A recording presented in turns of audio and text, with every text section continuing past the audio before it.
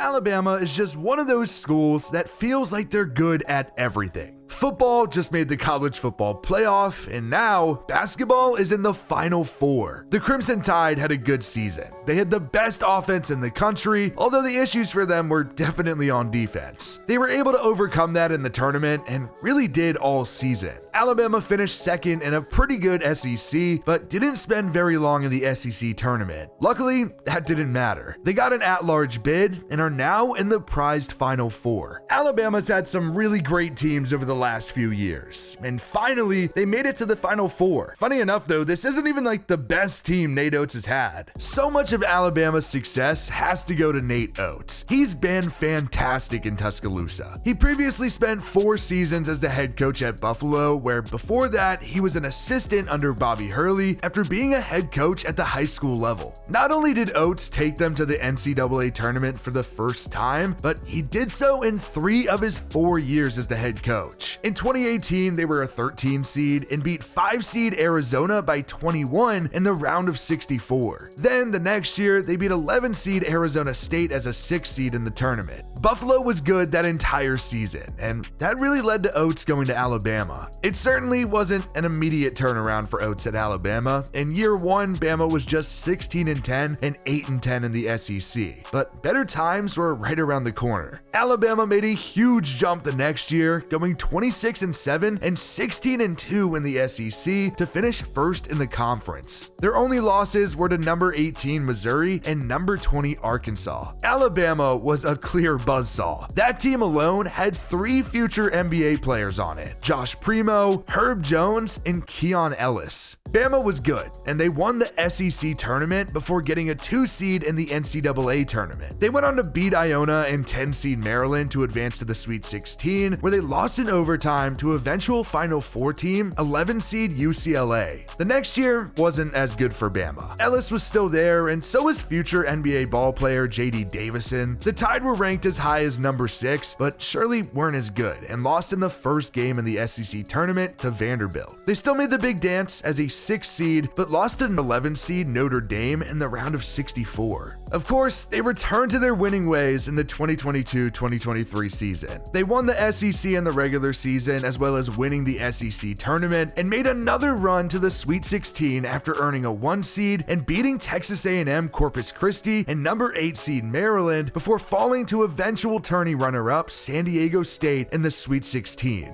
That team was loaded, with 2 players going in the first round of the NBA draft. The second overall pick, Brandon Miller, and Noah Clowney. When you lose 2 great players, it's hard to keep that same winning standard. Nate Oats did a heck of a job though, and the transfer portal helped him out a little bit too. When you look at Alabama this year, it all starts with guard Mark Sears. He's been fantastic, and he's led the team with 21.5 points per game, good for 14th best in the country. Sears is a transfer from Ohio who did have 12.5 points per game last year on that stacked Alabama team, but now he's the guy. He's proven to be a big-time transfer pickup for Nate Oats, and that's really how college basketball works now. When you look at Bama's roster, it's a ton of transfers and guys that have had a lot of time playing college ball. Aaron Estrada is a guard averaging 13.4 points per game and 4.7 assists. He's been at St. Peter's, then Oregon, and then Hofstra before eventually landing at Tuscaloosa to start for Oats. Senior forward Grant Nelson averaged 17.9 points per game last year at North Dakota State, and Latrell Wrightsell Jr. had 16.3 points per game at Cal State Fullerton. Nick Pringle has also had a role for the Tide after transferring from Wofford 2 seasons ago. Oats does have some good youngsters too. The big one is Rylan Griffin, a sophomore guard with 11.3 points per game. Then Jaron Stevenson and Sam Walters are both freshmen, averaging 5+ points per game coming off the bench. Alabama definitely has some dudes that can play, and have been a fun team to watch this season.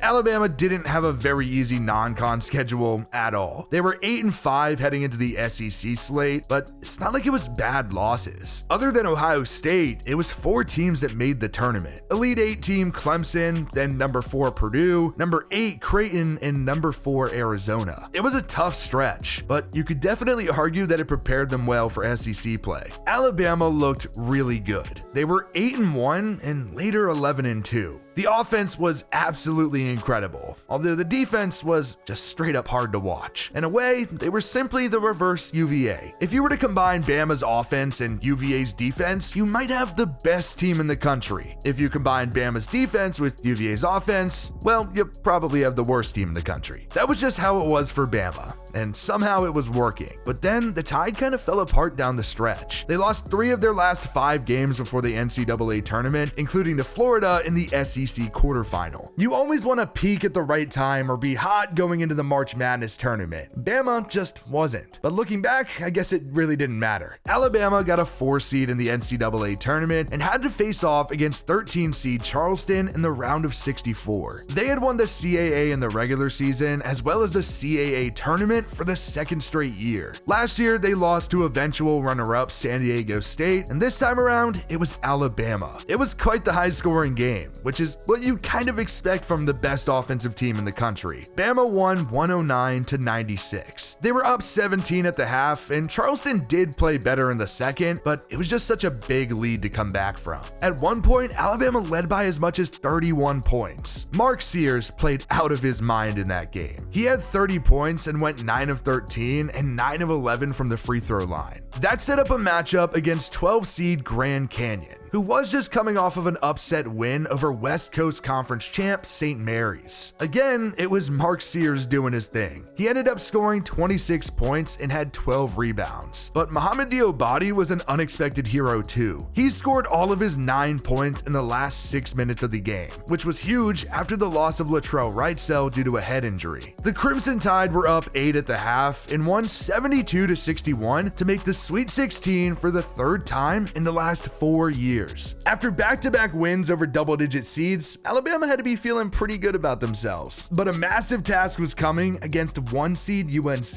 And to be honest, it was one of the best games in the tournament. Grant Nelson came up big. It was an absolute dogfight between UNC and Alabama, and the big play that'll be remembered was by Nelson. With 38 seconds remaining, he converted on an and one and responded by blocking RJ Davis's layup that would have tied the game. Nelson scored a season-high 24 points and deserves a ton of credit for the win. Alabama managed to hold on 89-87 to knock off the big dog UNC despite trailing by 8 at the half. It was a great game, and it proved that Bama was a big threat. They had 4 players score at least 18 points. That's a scary team, and 6 seed Clemson had to figure that out the hard way. Clemson was also in the midst of a great run themselves. They had just knocked off 3 seed Baylor and 2 seed Arizona in back-to-back games and were playing some really great basketball. And to their credit, they actually played Alabama really well, but the deep ball was just too much. Clutch 3 after clutch 3, and of course, Mark Sears was automatic, drilling 7 of Bama's 16 threes. They ended up shooting 44.4% from deep, and it's hard to lose when you're doing that. 5 different Crimson Tide players were in double digits, and they just kept scoring. They led by 3 at the half and went on to win 89-82 in an absolute shootout to end Clemson's magical run. And oh yeah, to make the Final Four for the first time ever. Finally, Bama got to the Final Four, and Nate Oats finally broke through with the Tide. The Final Four is the metric for success, but this run by Alabama might not be over just yet. Regardless, they had a great season that won't be forgotten. It was the best in program history, but unfortunately, it won't be an easy task getting past big bad UConn in the Final Four. The defending champs are coming for the title again, and Alabama stands in their way.